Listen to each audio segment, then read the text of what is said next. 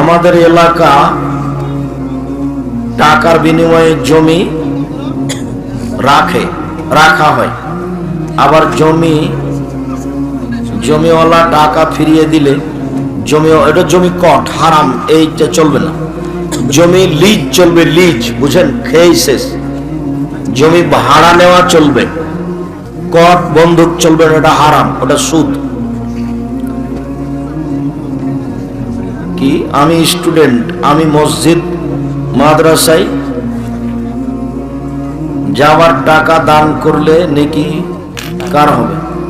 মাদ্রাসায় বাবার টাকা দান করলে তোমারও হবে, তোমার আব্বারও হবে। শুকরিয়া। আর নয়, ছবিওয়ালা যায় না মানে নামাজ হবে কি?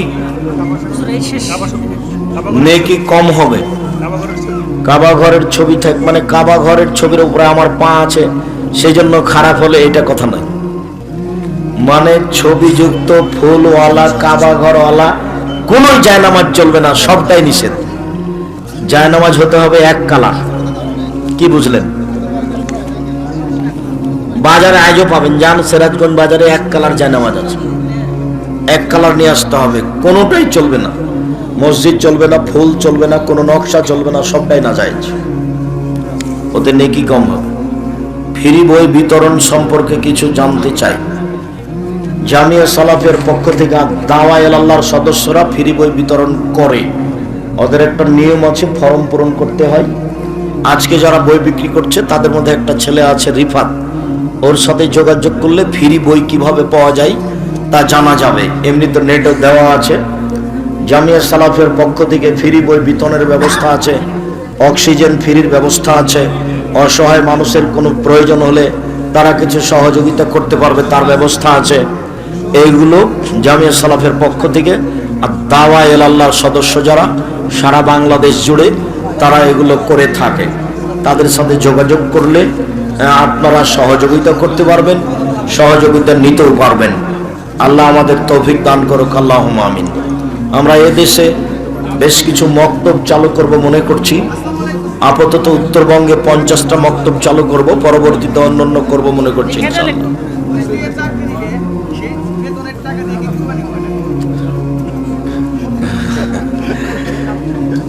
একটা খাস করার কি আছে যে ঘুষের টাকা দিয়ে, ওই টাকা দিয়ে কুরবানি, যে কোনো হারাম মাধ্যমে উপার্জিত পয়সা দিয়ে কুরবানি কবুল হবে না, কোনোটাই হবে না। শুকরিয়া। দীর্ঘ সময় ধরে আপনারা করোনা হাদিস শুনছেন, আল্লাহ আপনাদের তৌফিক দান করুক, আল্লাহুম্মা আমিন।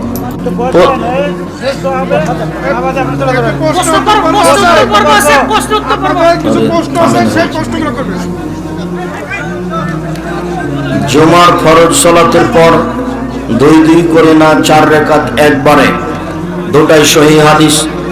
2 রাকাত করে পড়তে পারেন, 4 রাকাতও পড়তে পারেন। এশার সালাত পড়ার সময় আমার যদি ভুলে একটা সিজদা কম হয়, সালাম ফিরানোর পর মনে হলে আর 1 রাকাত পড়তে হবে। একটা সিজদা হলে ওই রাকাত বাতিল, আরেক রাকাত পড়ে সহ সিজদা করে সালাম ফিরতে হবে। জানাজার সালাত নীরবে না সরবে? জানাজার সালাত নীরবে উত্তম, সরবে পড়া যায়। ঈদের সালাত 1 রাকাত ছুট গেলে আমার জন্য করণীয় কি? উঠে আর 1 রাকাত পড়ে নেবেন 5 তাকবীরে। মুসলিম জাতির পিতাকে কোরআন ও হাদিসের আলোকে বলবেন। মুসলিম জাতির পিতা আদম আলাইহিস সালাম, তবে ইব্রাহিম আলাইহিস সালামকে বলা যায়।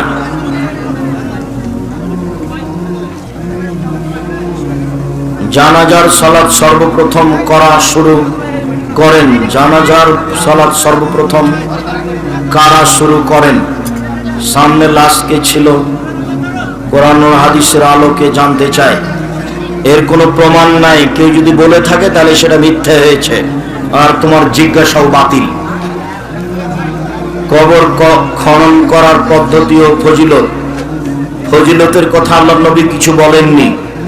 4 কোনা করে খুঁড়তে হবে, আর শক্ত মাটি হলে একটু খোঁড়ার পরে একদিকে চলে যাবে, হয় শিক না হয় লাহাত। ফেসবুকে ছবি ছাড়া যাবে? জি না।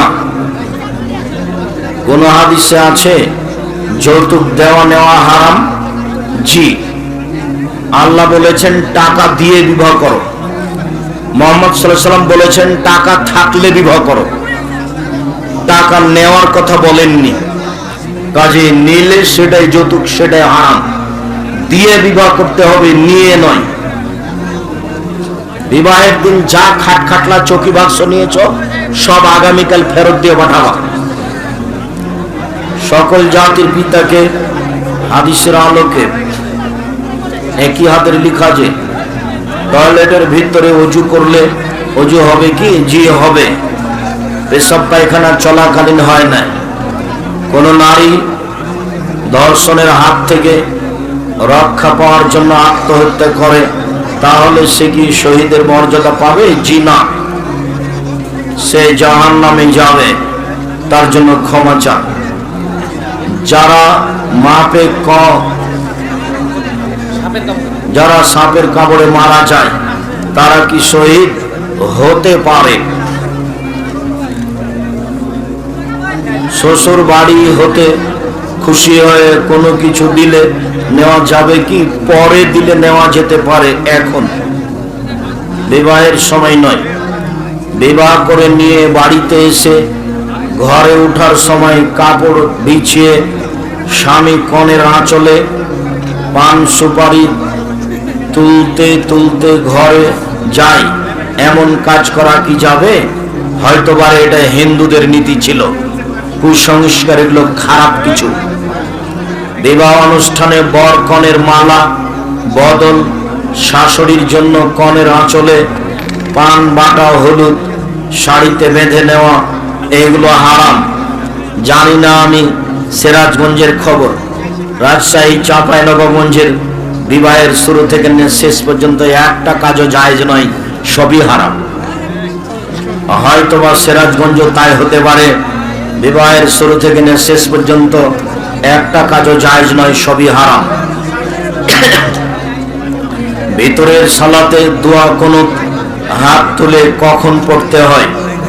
রুকুর আগে হাত বাঁধা অবস্থায়, এটাই বেশি ঠিক।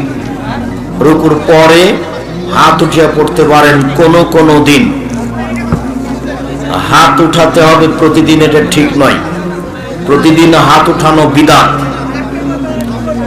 রাসূল সাল্লাল্লাহু আলাইহি সাল্লামের সালাত বনাম প্রচলিত সালাত এই বইয়ে লিখেছেন চারটি বিষয় নবী রাসূলদের সুন্নাতের অন্তর্ভুক্ত। এই হাদিসটি মিশকাতুল মাসাবি জয়ীফ হাদিস বলেছেন। মিশকাতুল মাসাবিতে বলতে পারে, হয়তোবা সেটা আগের তাহকিক, পরের তাহকিকে সেটা নেই, যার কারণে এসেছে।